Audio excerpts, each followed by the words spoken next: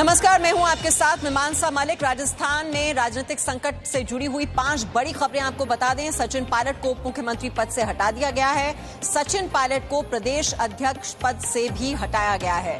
विश्वेंद्र सिंह और रमेश मीणा मंत्री पद से हटाए गए हैं। अशोक गहलोत ने राज्यपाल से मुलाकात की है।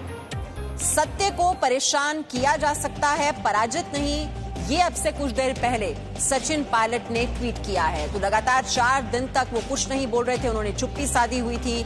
और अब जब मंत्रिमंडल से उन्हें बर्खास्त कर दिया गया है, अध्यक्ष पद से उन्हें हटा दिया गया है, अब सचिन पायलट की ओर से ये ट्वीट किया गया है, सत्य को परेशान किया जा सकता है, पराजित नहीं। पहली बड़ी खबर है, सचिन पायलट को उप मुख्यमंत्री पद से हटाया गया है, जिसका सीधा सीधा मतलब है प्रतिभाशाली युवा नेता गांधी परिवार को पसंद नहीं है। दूसरी खबर है, सचिन पायलट को प्रदेश अध्यक्ष पद से भी हटाया गया है, जिसका मतलब है पायलट को मनाने की जितनी भी कोशिशें की जा रही थी वो नाकाम हो गई। मुख्यमंत्री अशोक गहलोत ने राज्यपाल से मुलाकात की है। सरकार पर दरअसल संकट नहीं होने का संकेत इसके जरिए उन्होंने देने की कोशिश की है। बर्खास्त कर दिए गए हैं सचिन पायलट और साथ ही साथ 2 मंत्री, इसकी जानकारी उन्होंने राज्यपाल को जाकर दी है। और चौथी बड़ी खबर है कि कांग्रेस ने बीजेपी के साथ मिलकर साजिश रचने का आरोप लगाया है, जिसका मतलब है सरकार पर संकट के लिए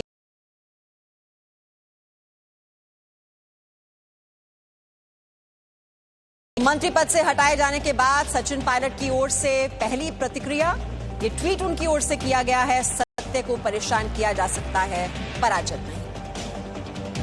तो कांग्रेस की ओर से कार्रवाई हुई, मंत्रिमंडल से बर्खास्तगी, प्रदेश अध्यक्ष पद से उन्हें हटा दिया गया और उसके बाद सचिन पायलट जो अब तक चुप थे, उनकी ओर से ये पहली प्रतिक्रिया ट्वीट के जरिए, जिसमें उन्होंने कहा है सत्य को परेशान किया जा सकता है, पराजित नहीं।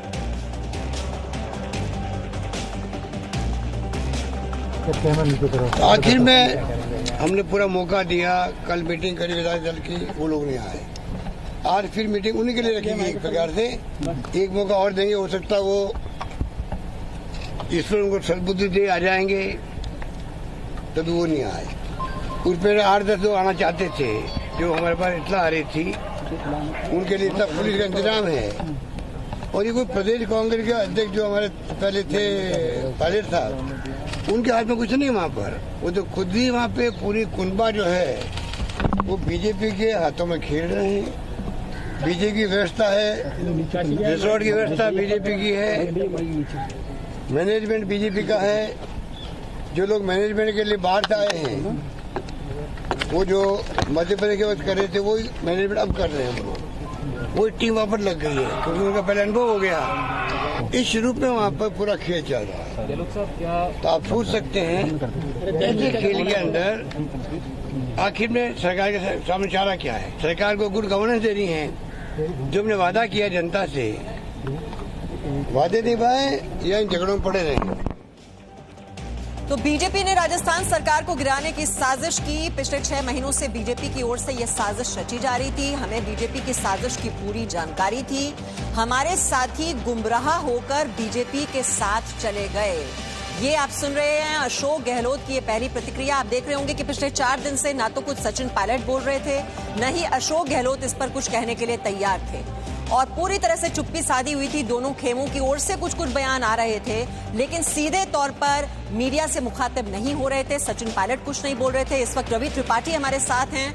रवि त्रिपाठी, 4 दिन की चुप्पी और उसके बाद पहली प्रतिक्रिया सचिन पायलट की, जिसमें वो कहते हैं कि सत्य को परेशान किया जा सकता है, पराजित नहीं। अब अगली नजर इस बात पर कि उनका अगला कदम होगा क्या। देखिए, सबसे पहली बात तो यह है कि अशोक गहलोत, जिनको बड़ा खिलाड़ी माना जाता है राजस्थान की राजनीति के लिए भी और देश की राजनीति में भी, उनको एक अच्छा पुराने नेता हैं, वो अपना काम करने में कामयाब रहे। उन्होंने अपने रास्ते का कांटा एक तरह से कहा जाए तो निकाल दिया।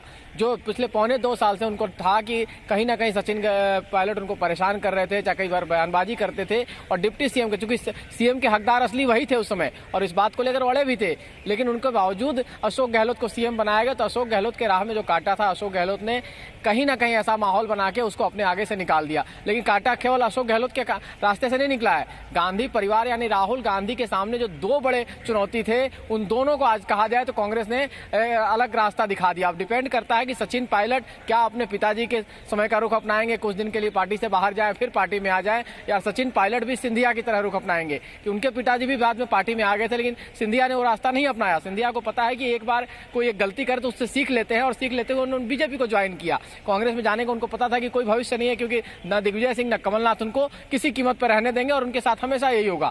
अब सचिन पायलट को भी ये पता है कि अशोक गहलोत उनको राजनीति नहीं करने देंगे राज्य में उनके रहते हुए, तो अब उन्होंने पार्टी से उनको निकाल, एक तरह से कहा जाए किनारे लगा दिया गया। अभी पार्टी में वो बरकरार हैं, लेकिन इसके बाद सचिन पायलट क्या रुख अपनाते हैं, क्या बीजेपी से बातचीत कर बीजेपी ज्वाइन करते हैं, बीजेपी में तमाम सारी चीजें उनको देने के लिए। अभी कैबिनेट रिसफल होना है, उनको कैबिनेट में शामिल किया जा सकता है, राज्यसभा में लाया जा सकता है, तमाम चीजें बीजेपी के पास देने। और सबसे बड़ी चीज है कि सचिन पायलट ऐसे नेता है जिसका बीजेपी इस्तेमाल कर सकती है। इस्तेमाल इस तरह कर सकती है कि सचिन पायलट का इस्तेमाल केवल राजस्थान में नहीं हो सकता है गुजर नेता के तौर पर, दिल्ली में उनका इस्तेमाल किया जा सकता है, हरियाणा में गुजर जो आबादी उसमें इस्तेमाल किया जा सकता है, पश्चिम उत्तर प्रदेश जहां के रहने वाले हैं, नोएडा के रहने वाले हैं सचिन पायलट। आपको जानकारी के लिए राजेश पायलट का घर असली नोएडा है, तो नोएडा और पश्चिम उत्तर प्रदेश में उनका लाभ उठा सकती है बीजेपी। यहां तक कि गुजर जो कम्युनिटी है वो आपको गुजरात में भी ठीक ठाक है, तो वहां भी इसका फायदा उठा सकती है। तो बीजेपी जानती है कि किस नेता का क्या इस्तेमाल है। हेमंता बिस्वा शर्मा का एग्जाम्पल है कि हेमंता बिस्वा शर्मा को कांग्रेस से तोड़ कर लाया गया, और पूरे नॉर्थ ईस्ट में कांग्रेस का सफाया करने में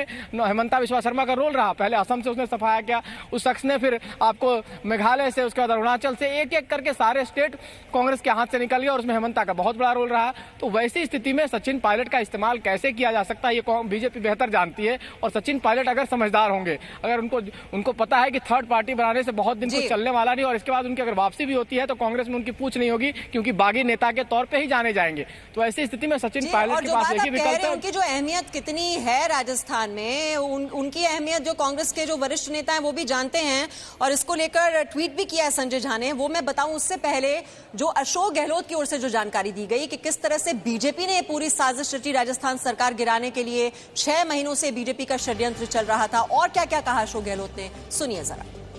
पहली बार आजादी के बाद में ऐसी गवर्नमेंट आई है देश के अंदर जो धन बल के आधार पर सरकार को तोड़ रही, मरोड़ रही है और टोपल कर रही है। आज तक कभी ऐसा नहीं हुआ। पहली बार देश खतरे में आ रहा है डेमोक्रेसी के लिए। 70 साल हो गए, सरकार बदली है पर डेमोक्रेसी मजबूत हुई है, क्योंकि सरकार बदली, स्फूर्ति बदली है। इंदिरा गांधी चुनाव हार गई, राजीव गांधी चुनाव हार गए, ये सब कुछ हुआ, देश ने देखा है, पर कोई तरह की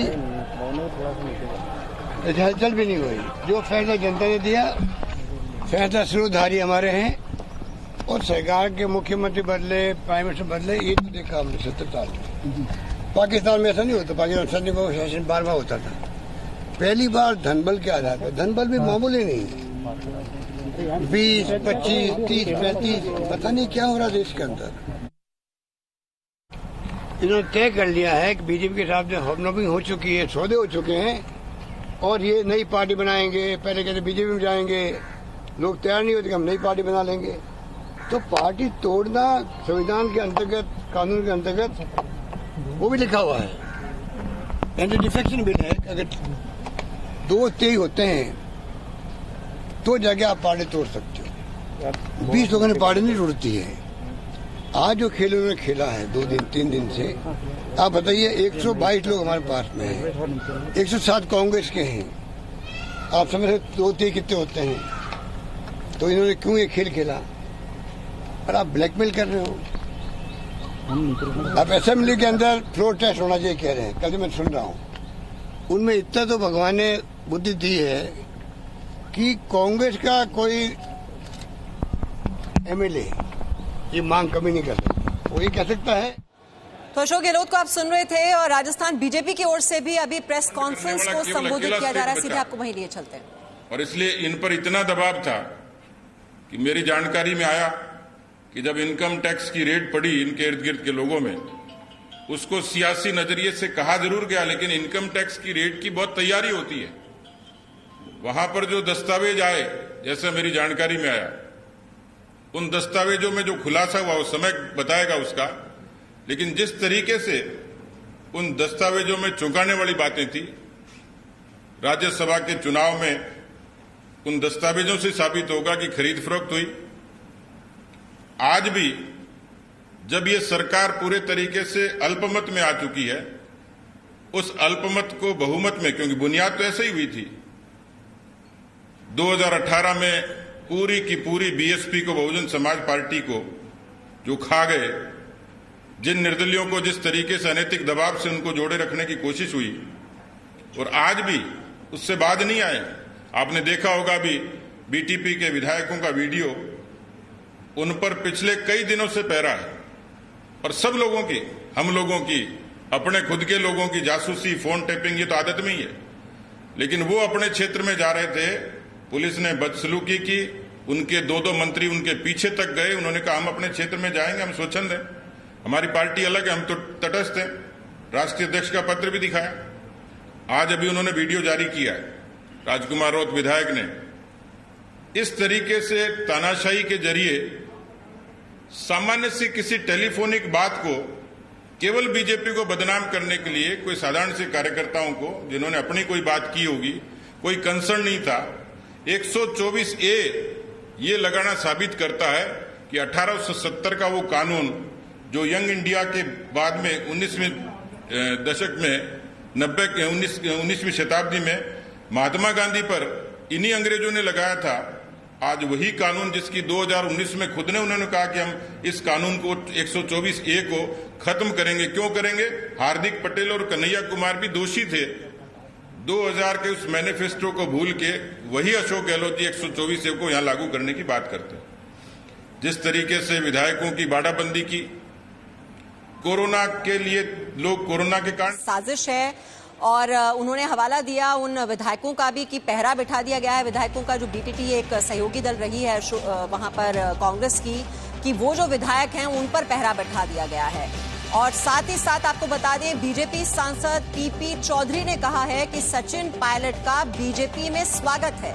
सचिन पायलट के बीजेपी में आने से सभी नेताओं को खुशी होगी। ये पीपी चौधरी, राजस्थान की गहलोत सरकार अल्पमत में है, ये भी बात पीपी चौधरी ने कही है, तो वो स्वागत कर रहे हैं सचिन पायलट का कि वो बीजेपी में आए और सभी नेताओं को बहुत खुशी हो। बात करते हैं बीजेपी के वरिष्ठ नेता और लोकसभा सांसद पीपी चौधरी जी से। सर, सचिन पायलट को प्रदेश अध्यक्ष से कांग्रेस ने हटाया, फिर डिप्टी सीएम पद से बर्खास्त किया गया। अब लग रहा है कि वहां पर, हालांकि कांग्रेस दावा कर रही है कि उसके बहुमत है 102 विधायकों का, आपको लग रहा है कि सरकार अभी बहुमत में है या अल्पमत में है सचिन पायलट के बर्खास्तगी के बाद? देखिए, कांग्रेस का इतिहास रहा है, जो वहां सक्षम होता है उनको दरकिनार करने का, और ये अंतर्कलह कांग्रेस का जो है ये इसको ले डूबेगा। ये अभी तो शुरुआत है। तो जिस हिसाब से सचिन पायलट का एक कांग्रेस में कद है और उसको कांग्रेस वाले जो उनके विधायक मानते हैं, उनका कई विधायकों का उनके प्रति सम्मान है, तो मेरा मानना है कि ये शुरुआत है। और कांग्रेस सरकार राजस्थान में अल्पमत में आ चुकी है, और आनंद फानन में गहलोत ने इसलिए निर्णय लिया क्योंकि उनको पता है कि वो परेशानी में हैं, उनके पास में रिक्विजिट समर्थन नहीं है। तो आने वाले टाइम में मेरा मानना है कि कांग्रेस सरकार जो है वो राजस्थान में गिर जाएगी। सर, राजस्थान में कांग्रेस सरकार गिरेगी, वहां विकल्प आप ही हैं, बीजेपी है, लेकिन अब सचिन पायलट एक ऐसा किरदार है जिनके साथ रहेंगे उसको बहुमत होगी। आपको लग रहा है सचिन पायलट अब बीजेपी में भी आ सकते हैं?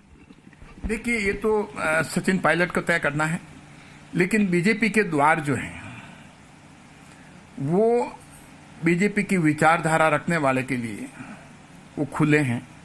बीजेपी एक बहुत विशाल पार्टी है, विशाल हृदय वाली पार्टी है।